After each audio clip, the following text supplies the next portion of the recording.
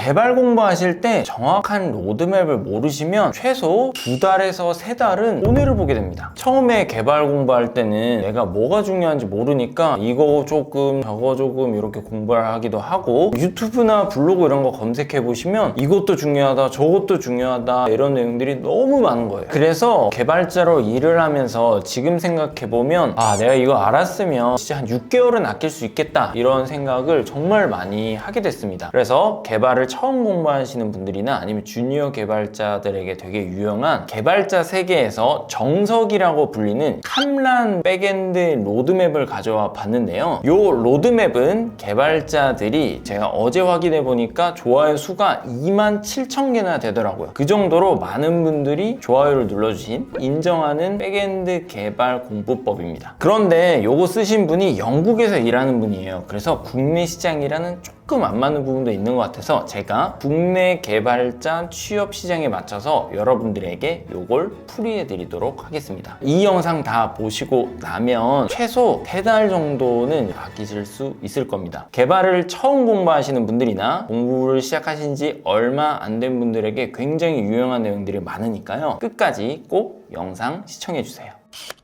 여기 보이시는 게 백엔드 로드맵인데요. 이게 원래 실제로는 영어로 되어 있는데 한글로 번역을 한 그런 자료입니다. 그래서 왼쪽 위에 보시면 이런 식으로 되어 있습니다. 그리고 이렇게 위에서부터 쭉 스크롤을 내려보면 내용이 엄청 많죠. 근데 사실 이거를 다 아는 개발자들이 시니어 중에서도 많지 않다고 생각합니다. 중요한 것들 일부만 일단 개발자를 준비하시거나 주니어 개발자 같은 경우는 확실하게 챙기시는 게 훨씬 좋은 전략일 수 있다라고 설명을 드릴 수 있을 것 같습니다. 6개월 동안 공부를 한다라고 가정을 하고 개발 입문에서 취업하기까지 어떤 식으로 공부하면 좋을지에 초점을 맞춰서 제가 이 로드맵을 약간 수정을 해서 설명을 드리도록 하겠습니다. 위에 살펴보면 백엔드 돼 있고 바로 아래에 인터넷이라고 있습니다. 인터넷이 있는 게 조금 의외다라고 생각하시는 분들도 많아요. 인터넷이라고 하는 기술이 발달함으로써 지금 우리가 사용하는 이런 컴퓨터나 게임이나 이런 것들이 발전을 했어요. 그래서 대부분 인터넷에 대한 기본적인 작동 원리를 알고 가는 게, 특히나 이 백엔드 같은 경우에는 웹 개발자가 많기 때문에 이런 식으로 내용이 들어가 있습니다. 여기 뭐 호스팅, 도메인 이름, DNS 이렇게 어려운 표현들이 있는데 내 컴퓨터에 있는 파일이 다른 사람의 컴퓨터에 보여질 거잖아요. 그러니까 네이버에 저장되어 있는 웹사이트가 내 컴퓨터로 보일 건데 그 과정에서 어떤 일이 일어나는지를 설명을 할 수 있어야 한다라고 이해를 해주시면 좋을 것 같습니다. 그리고 프론트엔드 기본 지식이라고 돼 있는데 1번이랑 연결돼요. 내 컴퓨터에 있는 파일이 다른 사람의 컴퓨터에 어떻게 보여지는지를 코드를 작성을 해서 한번 해보는 거예요. 그래서 얘도 깊게 갈 필요 없이 이런 식으로 코드를 작성하면 웹페이지가 만들어지고 그게 위에 적힌 인터넷이라고 하는 데 있는 이 개념들과 응용을 하면 다른 사람에게 보여질 수 있구나, 이렇게 두 줄로 요약하면 위에 두 칸이 끝납니다. 좀 내려가시면 OS에 대한 전반적인 지식해서 터미널 사용법, 작동 원리, 프로세스 관리 쭉 있는데 이 친구는 운영체제라고 하는 애가 있다. 그리고 그 친구의 이름은 윈도우즈랑 맥OS죠. 그렇게랑 리눅스라고 개발자들이 많이 쓰는 게 있어요. 이렇게 세 친구가 있다. 일단 여기까지. 우리가 알아야 되는 건 운영체제 위에서 브라우저가 동작을 한다. 운영체제 종류에는 윈도우즈, 맥OS, 리눅스가 많이 쓰인다 정도까지만 알면 돼요. 이 내용들은 사실 주니어 개발자를 넘어서 현업에서 한 1, 2년 뛰기 시작하면서 이제 그때쯤 배워도 나쁘지 않습니다. 그 다음 밑에 언어 배우기라고 있는데 본격적으로 코딩은 이 언어 배우기부터 시작하시면 됩니다. 자바, C#, PHP, 자바스크립트, 파이썬, 루비 돼 있는데 여기는 이제 자바스크립트를 강추한다고 돼 있는데 사실 우리나라 같은 경우에는 백엔드에서 자바가 일단 강세예요. 왜 그러냐면 전자정부 프레임워크라는 게 있어요. 정부에서 공식적으로 채택한 프레임워크가 있는데 그게 자바 기반으로 동작합니다. 그 자바 같은 경우에는 넷플릭스에서 쓰면서 조금 더 유명해졌어요. 왜냐면 1억 명이 이렇게 넷플릭스를 보는데 끊김이 없잖아요. 이러한 기술들을 만들기 되게 어려워요. 그런 거를 자바로 만들었기 때문에 인기가 다시 많아진. 자바 추천드리고, 그 다음에 AI 시대이기 때문에 파이썬이 진짜 말도 안 되게 뜨고 있습니다. 파이썬으로 웹 개발도 AI도 다 하는, 그리고 업무 자동화도 하고 그런 게 많이 늘어나서 요즘에는 전통적인 그런 대규모 프로젝트는 자바로, 신사업이나 새로운 프로젝트는 파이썬을 하는 경향이 많습니다.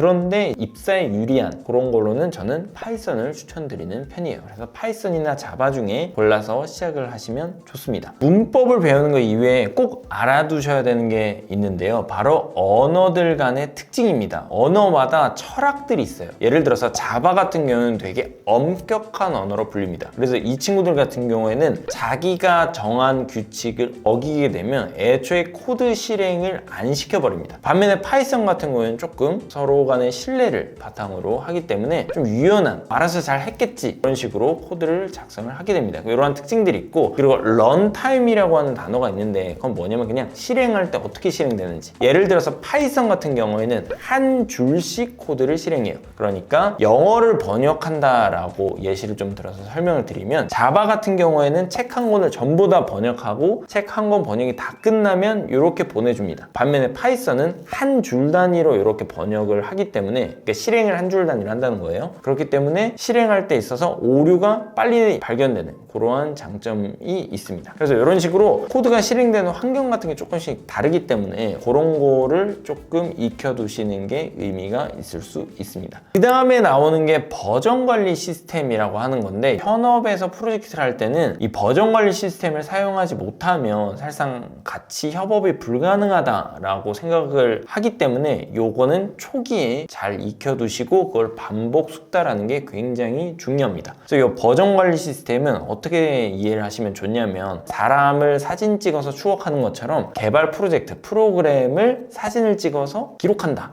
이게 버전 관리 시스템의 핵심 개념입니다. 그래서 요 깃이라고 하는 프로그램을 이용해서 하기 때문에 요거는 처음에 익혀두시면 돼요. 그리고 내가 매일매일 개발을 공부를 하는 걸 이렇게 사진을 찍어서 기록하는 것처럼 기록을 할 수 있는데요. 그걸 통해서 이 사람이 얼마나 개발에 열의가 있는지를 파악하기 때문에 TIL, Today I Learned라고 해서 매일매일 이런 기록을 남기는 걸 되게 어필을 많이 하고, 그리고 그게 굉장히 잘 먹혀요. 입사하실 때도 이런 기록들을 놓고 실제로 채용을 하기도 하고, 그리고 그 TIL을 보고 먼저 연락을 하기도 해요. 그렇기 때문에 내가 이 버전 관리 시스템을 이용을 해서 내가 작성한 코드들을 GitHub라고 하는 구글 드라이브 같은 거거든요. 거기에다 게시를 해놓고 다른 사람들이 볼 수 있도록 만드는 게 취업에 굉장히 유리한 팁이다. 이렇게 이해를 해주시면 좋을 것 같습니다. 그 다음에 밑에 보면 더 깊은 데이터베이스 지식이 있는데, 이 네 가지는 알아두면 좋아서 제가 설명을 드릴게요. ORM 뭐냐면, 예를 들어서 내가 데이터베이스를 쓰려면 SQL이라고 하는 언어를 배워야 하는데 번거롭잖아요. 그러니까 내가 편한 파이썬이나 자바 같은 일반적인 프로그래밍 언어로 데이터베이스를 다루고 싶다. 그러면 그때 쓰는 게 ORM이에요. 그러니까 조금 더 쉽게 데이터베이스를 쓸 수 있도록 만든 거죠. 그 다음에 엑시드는 이건 약간 이론 같은 건데, 데이터베이스에서 데이터를 저장할 때 문제가 안 생기도록 하는 방법이다. 트랜잭션 같은 경우에는 동시에 은행에서 입금을 하게 되면 문제가 생길 수도 있잖아요. 그러니까 이런 게 문제가 안 생기도록 처리를 하는 방법이고, N+1 문제는 데이터베이스를 최적화하기 위해서 생기는 문제예요. 데이터 하나 꺼내줘 하면 컴퓨터가 데이터를 한 번만 꺼내와야 되는데, 설계를 잘못하면 한 번 꺼내오는 게 아니라 N번 꺼내는 경우가 있거든요. N번 꺼내는 문제를 해결하기 위해서 뭐 N+2 문제다, 뭐 이 정도만 알아두시면 됩니다. 그래서 요 4개는 면접에서도 많이 나오기 때문에 요 정도만 딱 기억해 주시면 되고, 나머지는 그냥 이런 게 있구나 정도로만 알아두시면 됩니다. 그리고 나오는 게 관계형 데이터베이스인데, 그냥 요거는 관계형 데이터베이스라는 게 있다. 그리고 그거는 데이터를 쉽게 저장하고 활용하기 위해서 쓴다. 요 정도 알아두시고, 그리고 뭐 NoSQL 데이터베이스 이런 거 있는데, 요거는 그냥 입사하시면 이걸 쓰는 회사들도 있어요.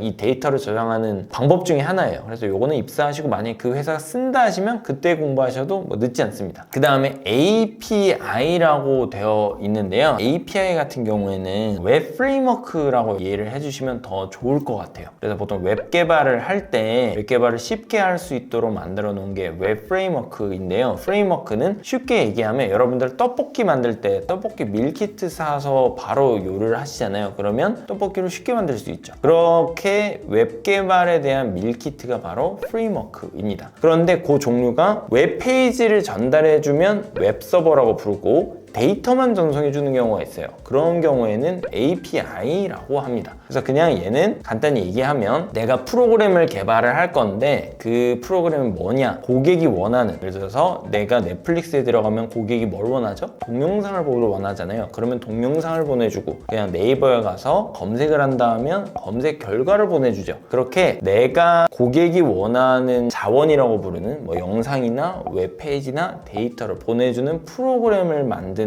거를 여기에서 한다라고 생각을 해주시면 돼요. 개인적으로는 일반적인 웹페이지를 보내주는 서버를 배우고 나서 그 다음에 API를 만들어주는 걸 배우면 돼요. 데이터를 보내주는 존재라고 했는데 그러면 그냥 뭐 웹사이트를 보내면 되지 왜 굳이 데이터만 보내냐? 왜 그러냐면 핸드폰의 앱에도 데이터가 필요하고 내가 그냥 컴퓨터로 보는 웹사이트에도 데이터가 필요하고 어떤 경우에는 게임 프로그램 있죠. 거기서도 데이터가 필요한 거예요. 그러면 내가 게임용, 홈페이지용, 앱용 이것저것 다 만드는 게 아니라 API라고 하는 이런 서버 하나를 만들고 데이터만 보내준 다음에 어떤 거는 그냥 홈페이지로 보여주고 어떤 거는 앱으로 보여주고 어떤 거는 뭐 게임 프로그램에서 보여주고 이렇게 하기 때문에 요새는 API라고 하는 걸 활용을 해서 개발을 많이 하고 있습니다. 여기 옆에 보시면 요 내용들도 있잖아요. 막 OAuth, 베이직 인증, 토큰 인증, JWT, 오픈아이디 이렇게 쭉 있는데 이 중에서 중요한 거 몇 가지만 뽑아드릴게요. 일단 기본적으로는 인증이 제일 중요한 개념입니다. 쉽게 얘기하면 로그인이에요. 인증이 뭐냐면 이 사람이 이 서비스를 이용할 수 있는 권리나 권한이 있는지를 확인하는 절차를 인증이라고 그래요. 그래서 옆에 있는 모든 내용들은 인증을 위해서 필요한 작업들이에요. 그렇기 때문에 로그인 기능을 구현을 해보면 이 내용들이 다 이해가 된다. 이 정도로만 이해를 해주시면 됩니다. 그럼 내려보면 캐시, 웹 보안 지식 뭐 이런 내용들이 있는데 요거는 사실 지금 단계에서는 이렇게까지는 익혀두지 않으셔도 좋아요. 왜냐면 약간 최적화에 관련된 거라서 얘를 다뤄서 뭔가 작업을 해보는 거는 충분히 내가 기본기가 익숙해지고 나서 그 다음에 익히시면 됩니다. 그리고 뭐 웹보안 지식 이런 것도 깊이 공부하는 거는 지금 당장 큰 도움은 안 될 수 있다. 그래서 뭐 요렇다 정도로만 알아두시고 그 다음에 테스트랑 CI/CD라고 이렇게 돼 있는데 얘는 뭐냐면 여러분 프로덕트가 한 번 나오고 끝이 아니잖아요. 계속 개발하고 업데이트하고 고치고 버전업하고 하죠. 그럴 때 쓰는 게 CI/CD예요. 사실 얘는 위에서 제가 언급해드린 버전 관리랑 되게 유사해요. 긴만 알아두시면 자연스럽게 익혀진다. 이렇게 이해해 주시면 좋을 것 같고 테스트도 서비스가 안정적으로 돌아갈 수 있도록 테스트를 많이 하는데 이게 금융권 같은 데서 엄청 엄하게 봐요. 왜냐면 금융권은 숫자 나면 틀려도 난리가 나잖아요. 그러니까 이 서비스가 안정적으로 돌아갈 수 있도록 이런 내용들을 엄청 엄하게 보는데 일단 요거는 회사 들어가셔서 뭐 요걸 많이 한다 하시면 그때 익히셔도 나쁘지 않습니다. 자, 그리고 밑에 보면 이제 설계 원칙들, 아키텍처 패턴들 이런 것들이 이제 쭉쭉쭉쭉 나와요. 얘는 이런 게 있다 정도. 그래서 이런 거 모른다고 전혀 주눅 들거나 겁먹을 필요가 없다. 그리고 밑에 뭐 검색 엔진, 메시지 브로커 쭉쭉쭉 있잖아요. 얘네들은 지금은 그냥 넘어가셔도 좋습니다. 자, 그 다음에 웹소켓, 웹서버, 그 다음에 확장성 있는 구축 이렇게가 있는데 이제 웹서버나 웹소켓 같은 것들도 필요하면 내가 프로젝트에 따라서 이걸 도입해보고 좀 고민을 해볼 수 있는데 이런 것들도 거의 시제품처럼 가져다 쓰는 게 많기 때문에 이것도 그냥 이런 게 있구나 정도로만 알아두시면 좋습니다. 마찬가지로 확장성 있는 구축 얘들도 웬만한 연차가 되거나 기술적인 의사결정권을 갖지 않고 있다 하면 대부분 이런 거에 대해서 뭐 업무에서 뭐 도입하거나 논의를 해볼 일도 많지 않아요. 자, 이렇게 로드맵을 처음부터 쭉 살펴봤는데요. 요약을 해드리도록 하겠습니다. 일단 이론, 개념 이런 것들은 교양적인 측면에서 한두 시간 정도 뭐 유튜브를 보시면서 파악하시는 게 좋습니다. 반면에 코드를 작성하는 기본기라든지 뼈대라고 부를 만한 데이터베이스나 웹 프레임워크 그리고 언어에 대한 내용들을 많이 익혀두시는 게 매우 중요해요. 그래서 제가 만약에 이 많은 로드맵 중에서 5가지만 뽑아야 된다라고 하면 일단 언어를 배우고요. 두 번째 버전 관리 시스템을 배울 것 같습니다. 그리고 세 번째로는 데이터베이스를 배우고 네 번째로는 웹 프레임워크 서버랑 API 만드는 걸 배울 것 같습니다. 마지막으로는 내가 손수 만든 프로젝트를 준비를 할 것 같아요. 그러니까 개념보다는 제가 처음부터 끝까지 만들어서 고객이 사용하는 프로젝트를 만들 것 같습니다. 그래서 제가 말씀드린 이러한 순서대로 개념을 공부를 하시고 마지막에는 사람들이 쓸 수 있는 프로젝트를 만들어서 배포라고 하는 작업을 거쳐보시는 게 개발자로서 실력을 느낄 수 있는 로드맵이라고 말씀을 드릴 수 있을 것 같습니다. 그런데 자바를 하실 때는 여러분들 알아두셔야 되는 게 자바는 그냥 어렵습니다. 내 생각에는 단순한 기능들을 만드는 건데 그거를 위해서 알아야 되는, 그러니까 군더더기가 너무 많아서 금방 지치게 돼요. 사실 그래서 뭐 취업에 유리하다, 뭐 쓰는 사람이 많다, 뭐 이런 것들도 있는데 실력이 있으면 언어는 그냥 도구일 뿐이라 중요하지 않거든요. 그래서 저는 개인적으로는 자바로 시작한다? 그러면 좀 뜯어 말리고 싶어요. 그럼에도 불구하고 나는 때려주고도 자바를 하고 싶다 하시면 재수 종합학원 같이 이렇게 기숙학원 같은 부트캠프들이 있거든요. 갇혀서 자바만 하는 그런 데 가셔서 정말